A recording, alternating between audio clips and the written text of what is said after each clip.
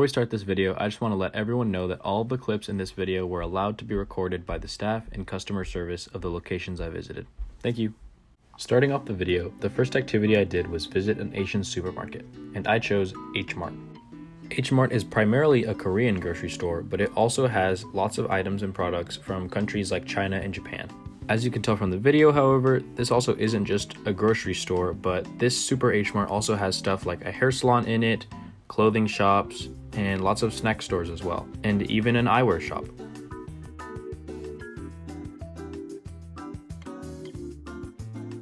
Because H Mart is a grocery store, you're obviously going to find standard groceries just like you would anywhere else, and it's mostly like that around most of H Mart. However, you'll also find traditional Asian foods and ingredients as well, like jackfruits, dragon fruit, and even stuff like these dopely packaged coconuts.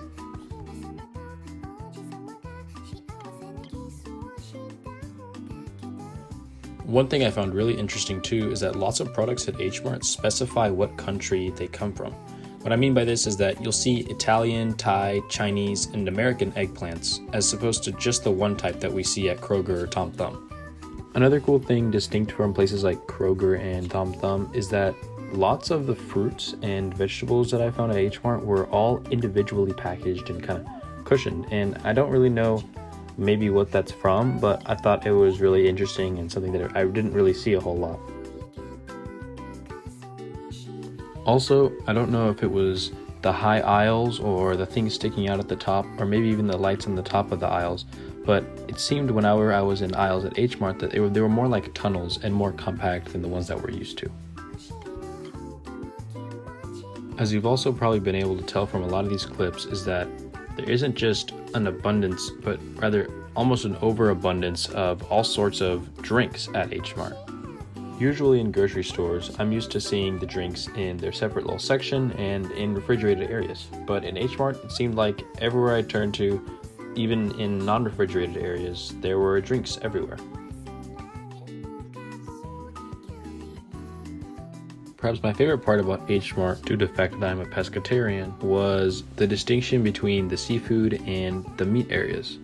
Usually at Kroger's and Tom Thumb's, we see on display the big butcher areas where you can buy all sorts of meat and just, like premium American beef, right? But at H Mart, I felt like the whole seafood area was advertised much more than the regular meat section, apart from there also being a way larger selection of seafood to choose from. Apart from finding some pig feet, which I also thought was really interesting, I noticed that lots of the meat being sold at H Mart was already cut into small, bite-sized portions. When compared to the large portion sizes of the traditional Western diet, it's easy to see why many Asian countries like Japan have a much lower obesity rate. Apart from all the groceries and food, H Mart also has a large home shopping section with a large selection of different home appliances and kitchen appliances.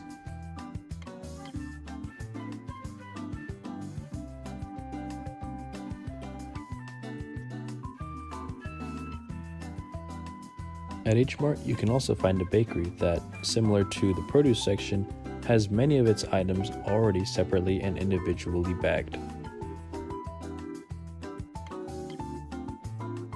To finish out my visit to H Mart, I headed over to the food court where there are many different restaurants to choose from different sorts of cuisines including Chinese, Korean, Japanese. For lunch, I decided to stop at JS Sushi, one of my favorite spots at H Mart. And to order, I got my classic number 20, the poke bowl. Thankfully, with her permission, the owner was nice enough to let me film her and her staff as they worked to prepare meals. As always, the food was delicious and I enjoyed every bite.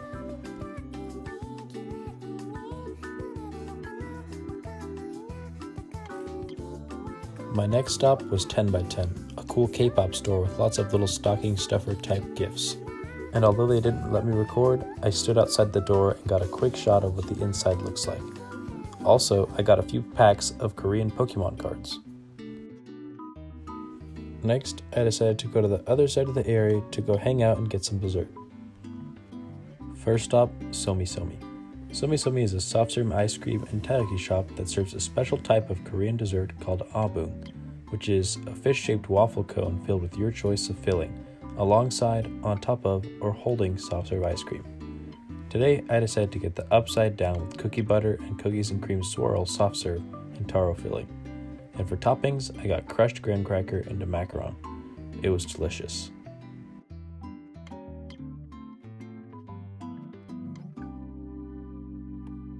Next, I got myself some boba from 7 Leaves, but unfortunately they didn't let me film, so we'll just skip that part.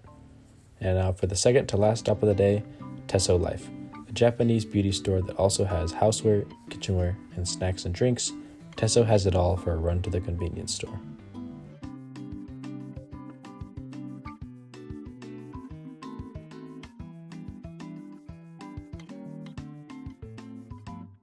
Check out this cool massaging roller that I found. This is Japanese engineering at its finest. As I headed out of Tesso, I grabbed a bag of some new Haichu flavors and walked over to the last stop of the day. Kinokuniya is a Japanese-based bookstore with a large collection of books, magazines, manga, gifts, and much more.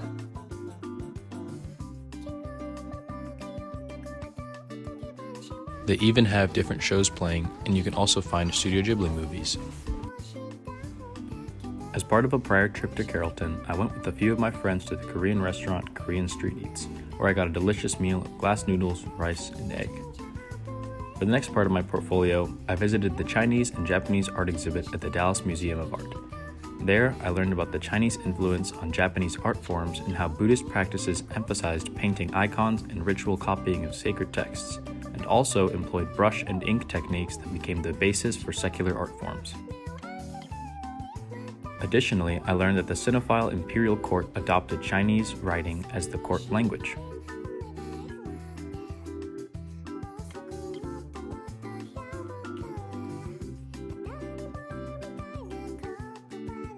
One of my favorite parts about the large pieces is the tremendous detail and precision that artists use to create them. Even though this is a small part of a large whole, the artist still painted with the highest level of precision and detail. This piece right here of the waterfall was my favorite.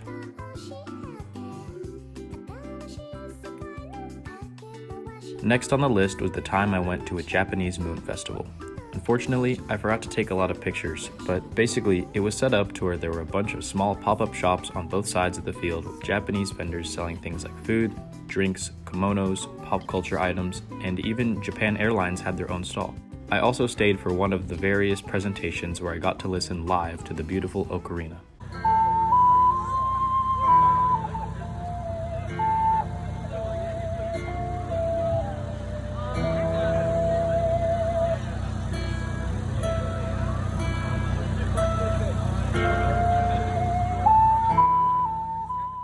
Moving on, I also played some Japanese games as part of my portfolio.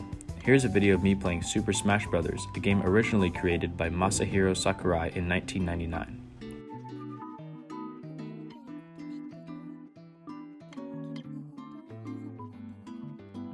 I also played the newest Pokemon game, Brilliant Diamond and Shining Pearl. The Pokemon franchise was made by various people, but some of the biggest contributors have been Junichi Masuda and Shigeru Miyamoto. Here, I hatched my first egg in the game and got a Manaphy.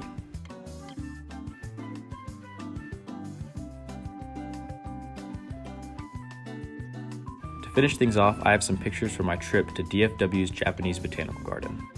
I have been a few times before, but I had never been on the day of a traditional festival. As always, the gardens were super beautiful, and it being the beginning of fall, we saw some of the trees turning beautiful shades of brown, red, and orange.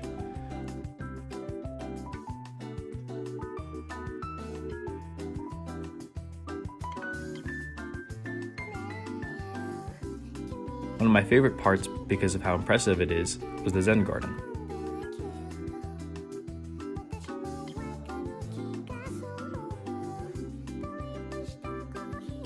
Kenneth, Ethan, and I even made our own mini one after seeing it. The small pieces of architecture scattered around the garden added a cool touch to the visit.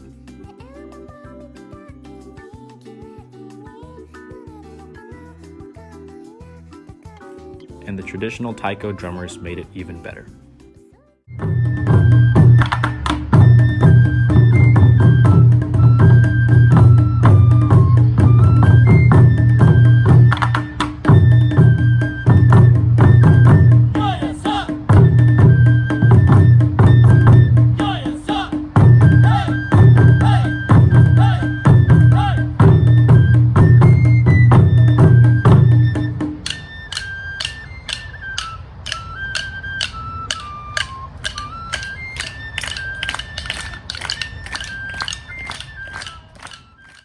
finished the visit off by having our names written in katakana Japanese, picking up some origami samurai hats, and buying some calligraphy souvenirs too.